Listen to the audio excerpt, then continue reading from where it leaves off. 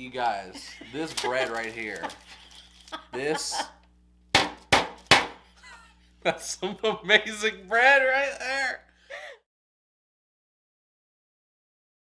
What's up, everyone, and welcome to our first episode, I guess, of our brand new Final Fantasy XIV cookbook.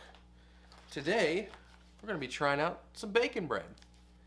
So to start this off, you're going to need 2 sets of ingredients. I guess I'll cover the actual food stuff, and you can say utensils. How about that? That works. All right, so you're going to need some regular all-purpose flour. You're also going to need some whole wheat flour, a little bit of olive oil, oat milk, mustard, salt, a little bit of water, and some bacon. Preferably thin cut. We ended up with some center cuts. Just try not to get something too thick that's going to be hard to cook. And on to you. And as far as the utensils that you'll need, your major things are going to be a smaller size pan. The recipe initially said a big pan, but for the amount that you actually want in here, you are going to want a smaller size pan. But you will need a big pan later on because we are going to be boiling a bacon. That's a sin. You should always have crispy bacon. I know it's a sin, but that's apparently what this recipe calls for, is going to be boiled bacon. We're going to see how it turns out. And then you'll actually need 2 bowls, 2 larger bowls, and then several measuring cups and a teaspoon measurer. All right, so let's get started with our first set of ingredients. All right, so first up we're going to be doing the wet ingredients. So what wet ingredients do we need to mix first? So we'll need 1 cup of water. Okay. Luckily I already had that pre-measured out here. And then we are going to need 1/2 cup of oat milk. 1/2 cup. And I really like putting this on the milliliter side for you. Well, I mean, we can look at the milliliter side, but I'm going to have to go back to my computer for some conversions. So you said 1/2 cup of oat milk? Yes. All right. Go ahead and pour that in here. Simple as that? Simple as that. And then we're going to be heating it. The recipe calls for medium/low. Mm-hmm. Our stove runs a little bit cooler, so I'm putting it on medium. It's an old stove, so. It's a little older stove. You have an old stove. Might want to turn it up just a little bit more. No, we actually do have a thermometer because the recipe calls for it to go up to 100 degrees Fahrenheit. Yep. You can try to just time it to kind of get an idea. Like I said, it'll depend on the stove. But if you have a thermometer, I would recommend using it. Rough guess, probably 5 to 10 minutes if you don't have a thermometer, somewhere in that window. If you do use a thermometer, make sure you're not actually touching the bottom of the pan so it's not registering just the metal. You actually want it to be registering the milk and water. Yep. So once your milk has reached the 100 degrees, you're going to want to add 1 teaspoon of yeast. Okay. And then we are going to let the yeast bloom for about 5 minutes. The hell does that mean? I don't know. That's what the recipe says. I got you. It's bloomed! Like that? Not quite what I had in mind. Oh. Well, here's some flour anyway. Well, thank you. Alright guys, so for the dry ingredients portion of this, we're going to need 2 3/4 cup, which I've already measured out here, of your regular all-purpose flour. Go ahead and put that in your bowl here. You're also going to need 1/2 cup of that whole wheat flour. And 1 teaspoon of your salt here. You're doing such a good job, sweetie. What the hell was that? What are you talking about? Nice, nice. So, maybe a little bit more than 2 3/4 if your wife is a jokester. The rest of this, though, we're going to mix up. And you just get it blended together a little bit. Nothing crazy here. Well, we've let our yeast bloom for 5 minutes. So now it's time to go ahead and mix our oatmeal yeast mix with the wet ingredients. You mean dry ingredients? Oh, yeah. They are already wet, so that was a little confusing there. Sorry. Alright, so now they're mixed together. Unfortunately, this bowl that we got is a little small for a spoon, so see if we could try to mix that up. If not, we may have to just stick our hands in there and get messy, you know? That's okay, you're gonna have to anyways because you're gonna be kneading the bread after this. Oh. Alright, well, when in Rome, you know? I guess a good way to tell if your stuff is ready is it's like, it'll be a warm temperature, but not like burning you, you know?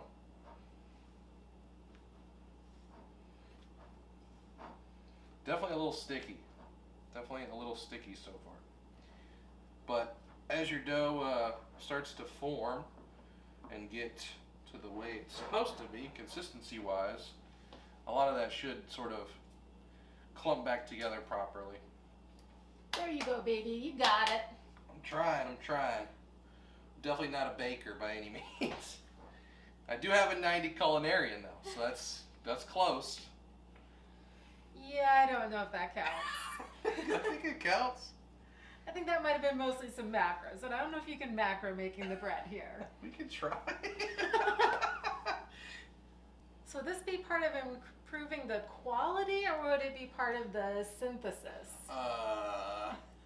Or would this just be making a mess? I think this is me getting a poor proc. I think this is a poor proc.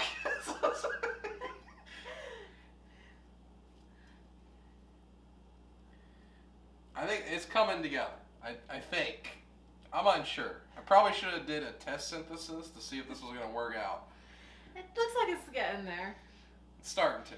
Now the recipe does say if it's really, really sticky, you can go ahead and add more flour to make it a little less sticky. Because it's supposed to be somewhat sticky, but not completely sticky. Yeah, it seems like as I get it moved around a bit, I just stick it back in the bowl because we do still have a little bit of flour in the bottom here, so I just keep pulling a little bit of that up onto the sticky part here and kneading that together. Which now that I've done my workout for the week, I think. Oh, you're not even there because this has to be kneaded for 10 minutes. Oh no. Come on, work it. All right. Better you than me. Well, good news is it's starting to stick less to me, more together. So I don't have quite as much on my hand as I did before.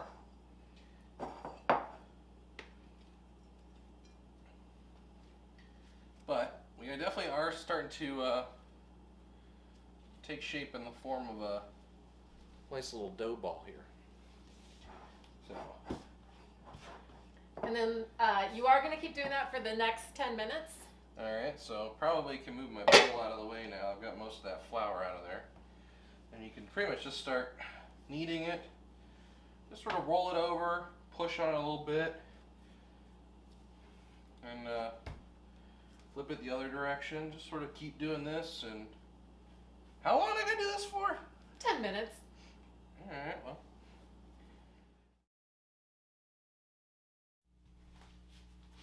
Okay, so now that you have your dough all kneaded for your 10 minutes, you need to go ahead and put some olive oil around a pan. We are using a metal pan because after this, your bread is supposed to stay warm for an hour to an hour and a half. Now, I don't know about you, but it is summertime here, so we have our AC on and I'm not turning it off for bread. So the directions we found on the internet suggested that you should preheat your oven for only 1 to 2 minutes up to like 200 degrees, just so it's a little bit warm. And then you're gonna go ahead and just stick your bowl with the dough in there. Let's go ahead and stick that in there. All right. And then we're gonna put some saran wrap over the top of our bowl. And then once we get this, then we'll go ahead and stick it in there. I have not preheated this yet.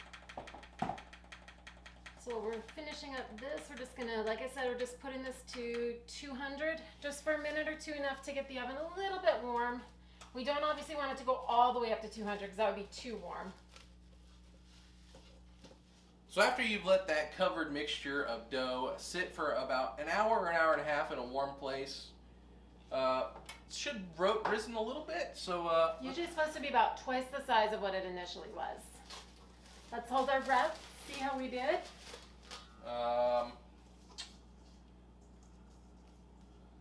Looking about the same size. And I'm a mess. I don't think it rose. Well, this may be some very dense bread. We'll still continue with the recipe.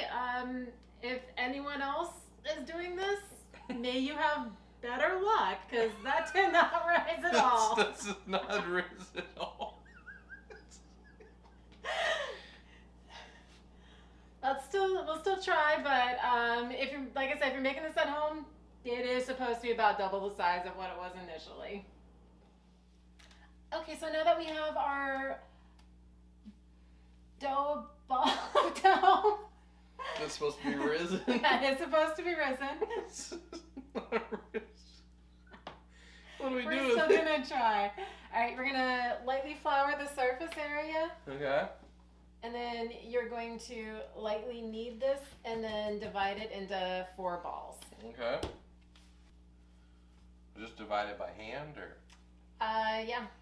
Okay. Make them about equal.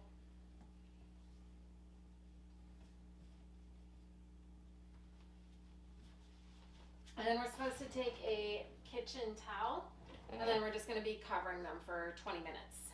Just covering them? Just covering them. Okay. Well, you don't like looking at them or something? Because we No, failed they them? need... We failed them? We did fail them, but now they need to rest, so they're going to get in their little snug bed here. You calling my baby ugly? Is that what you put a towel on my baby? They might be a little bit of redheaded stepchildren here. Oh, man. Now, while that is going on, we are actually going to be now boiling our bacon on the stove. It's still a sin, you know. I know. Okay. But I would assume that probably boiling it maybe gets rid of some of the extra fat that you usually have on the bacon, so there's not as much in the So bread. we get rid of all the flavors, what you're telling me.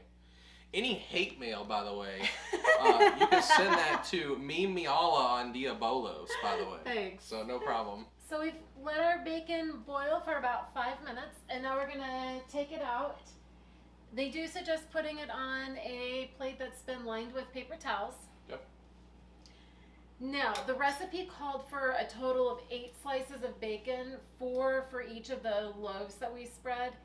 In this case, we have decided to only complete 1 loaf, with it being a little questionable and it not rising. So because of that, you're going to see a total of 3 pieces of bacon, because I was like a little extra bacon. Basically, in layman's terms, any mentors out there that can teach us how to make bread properly, hit us up on Diabolos. We would greatly appreciate it. So now we need to go ahead and take one of our loaves. Okay. And we are going to be rolling it out. So let's put the other 3 to the side, because those definitely are not rising so far. That is not a loaf. This is gonna be my loaf, everybody. I am so thrilled to put this in my mouth soon. So what are we doing with this thing? Okay, so we're gonna take this one, and then we are going to use a rolling pin, roll one of the dole balls out to be a little bit longer than a piece of bacon and wide enough for 2.5 pieces. I'm gonna roll. You want some flour so it doesn't stick. I think I got it. I don't really think you Famous last words, everyone. Famous last words. I don't really think you can mess it up more at this point, honestly. Let it be known, though, we followed the directions. We might just miss the basics needed. By the way, this recipe was only supposed to be one of the medium difficulty recipes, so... Well, maybe if you know how to make bread, it might be medium. Well, weren't you the one that was supposed to be a 90 culinarian? I guess I am too, but... I'm not no mentor, though. Alright, what am I supposed to be doing with this thing now? Okay, now that it is rolled out, we are going to place a generous amount of ground mustard in the center of the rolled out dough. Ground mustard. Which I put back in the fridge. Okay. All total, the recipe called for a total of 2 cups ground mustard, so it should be about a half a cup per each loaf. Well, since this loaf did not rise, it's a little tiny still. Probably not going to put that much on there. Fair enough. And then you're supposed to spread it out so that there's just about a 1/4 inch on the edges that doesn't have the mustard. Okay. Now what? And then after that, we're supposed to place 2 slices of bacon on top of the ground mustard. Okay. There is a little extra bacon there if you want some extra. You want me to put another piece in there? Is that what you're saying? Go for it. All right. We can't make this any worse at this point. It's true. So. This is a fact. So. Okay, now I really don't get this next part, but it says tightly roll the dough into a log shape, pinch the ends together, and roll until the dough is smooth.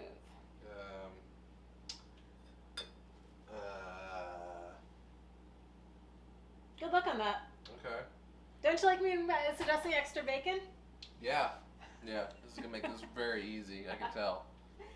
This should be bigger, but we're kind of just gonna wing it, I guess. Your arm is in the way. There we go.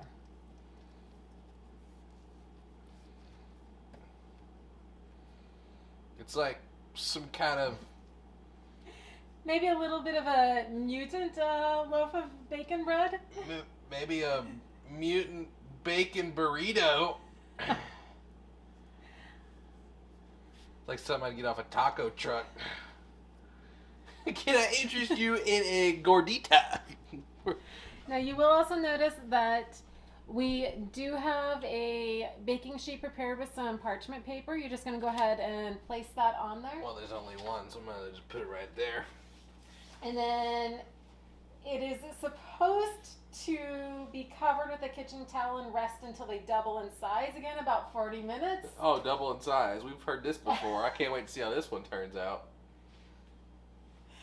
Well, maybe it'll be like a magic trick. Put it over and all of a sudden afterwards, it'll all of a sudden rise. Just magic. Well, 40 minutes later, let's see if our loaf has magically doubled in size. I think it has, most definitely. And it's the same. It did not. So for those who can't see over here, I think we have some bad yeast is what I think happened here, but we're still gonna make it and see how this comes out. So.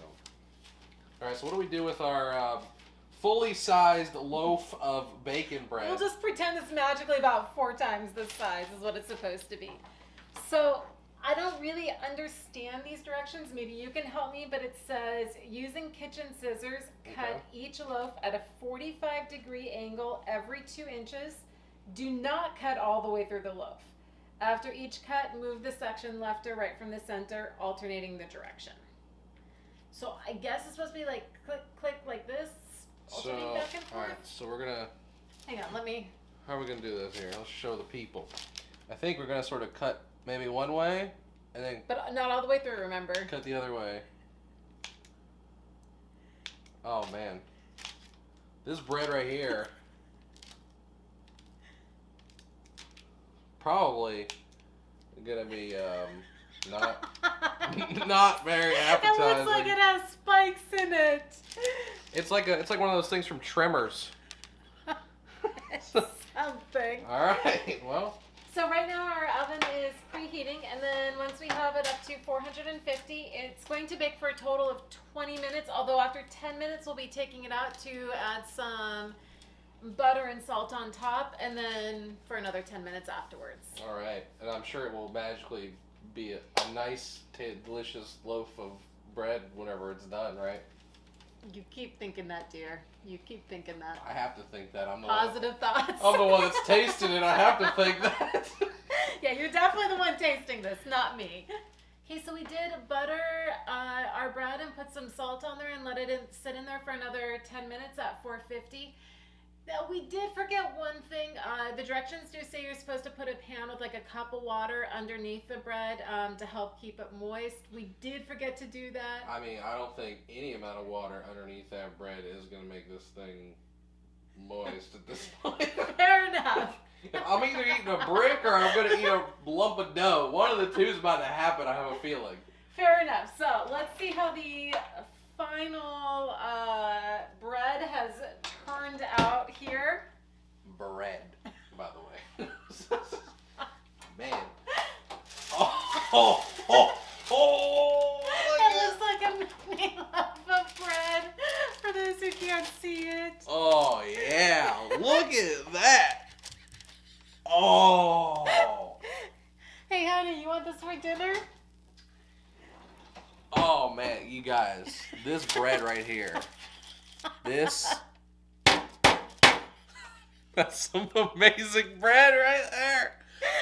Needless to say, this was not a high-quality synthesis. That, I don't even know if this is a successful synthesis. no, I think we just wasted some mats is what I think just happened here. So, well, I'm probably not going to put that in my mouth, but hopefully your all's yeast actually took and you actually got some really good bread out of it. So, feel free to let us know in the comments down below. And if you also have the Final Fantasy Cookbook, let us know what other recipes you'd like us to try, because this might be a revisit at some point, I think. See if we can successfully do it a second time. Yeah, successfully. I don't think that a second time.